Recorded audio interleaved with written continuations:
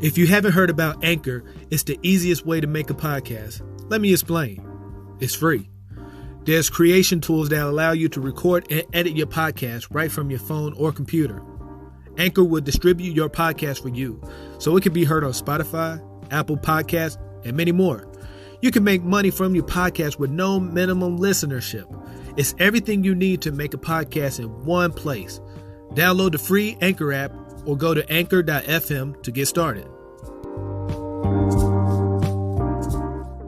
Welcome everybody, this is RadioRebelEars.com, another quick cast. So this is me starting the session to the finish. So this deals with the process of recording, to mixing, to mastering, to getting it out. So let's take the example of Izzy Eskil. Shout out to Izzy with his I Can't Even. All of it was multiple sessions because, well, first off, the first thing you got to do is get the beat itself. I'm trying to remember the producer who produced the track itself that Izzy told me, but he said he wanted to record this hit. I believe it was a hit.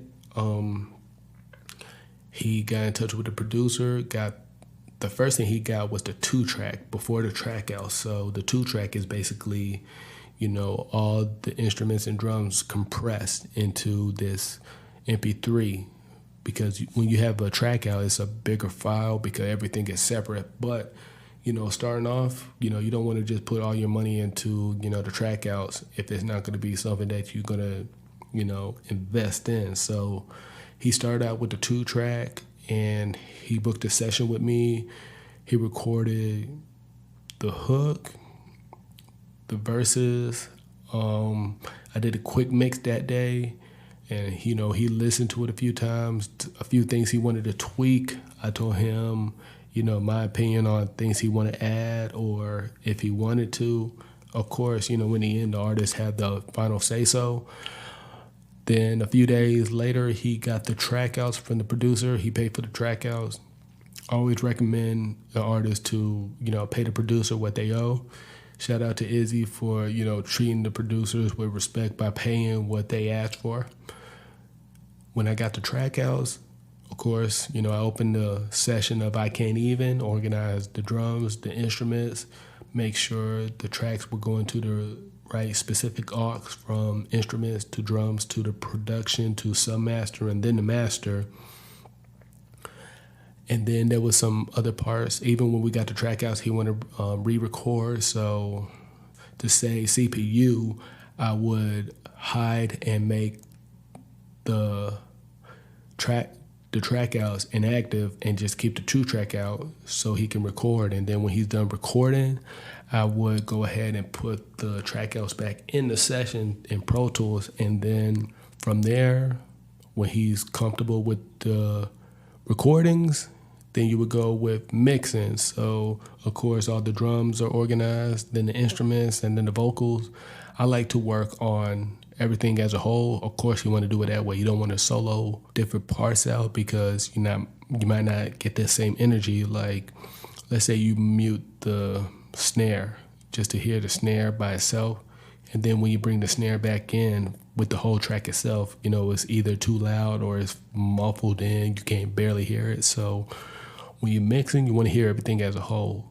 The first thing I would work on is between the drums and the vocals, depending on the energy of the track itself. The instruments, I work those in, but like I said, it's either the drums or the vocals. Most of the time it's the drums because I want to get that hit with the kick and the snare, like the crack of the snare and the grittiness of the kick itself, and then the subs. Distortion of the subs itself can really bring the presence of the vocals out if you know how to do it. And then from there, if the client is happy, send them different versions from, okay, this is the rough mix. If they like the rough mix, saying like, okay, I like this, want to add a bridge, or, want to move verse 1 to verse 2, that deals with song arrangement. So that's things you got to think about. After that, if the client is happy, then you would go ahead and either master it yourself, use a mastering software, or you pay the mastering engineer. So I did all three before. I mastered multiple tracks myself that got approved through streaming sites with the help of NuGen Master Check. So it's an actual plugin that I pay for. I think $100 when I first got it. It actually shows you the different levels when it comes to, streaming sites from Tidal, iTunes, Spotify, Pandora, how it would sound with those websites. Some of the mastering plugins I would use, like Ozone, the SSL, G Master, the Manley Varimu, Waves, L1 limiter, L2 limiter. And then when it comes to mastering softwares, I would use Lander. And then there's so many different mastering engineers out there. Shout out to Glenn Sheck. He's a very dope mastering engineer. One day I will meet him. I know of his work from Ray Shrimmer, 2 Chainz, Young Dolph. If you look him up, he has so many credits. It just shows that it depends on where you want to go. If, like, with me, nowadays, I don't even mix myself. I just record and I send the track to another engineer to mix it theirself. So depending on if you want to hire somebody to mix and master, that's up to you. It just makes my play easier, knowing for the fact that I like the energy that I get with different artists recording the process. Because, of course, it ends with the mix and master. I like the start process, but as you can see, there's so many angles you can go through.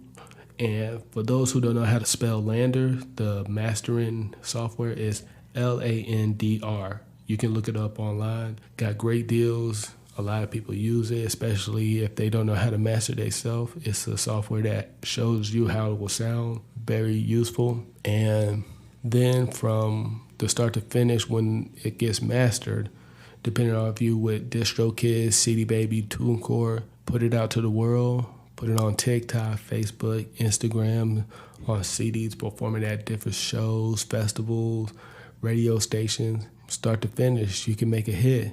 And then from that hit, you make history. Treat every track like it's going to be a hit. That's what I agree with. So from start to finish, take the process seriously. This is Ray from RebelEars.com. I want to tell everybody thank you for listening to the podcast and keep tuning in.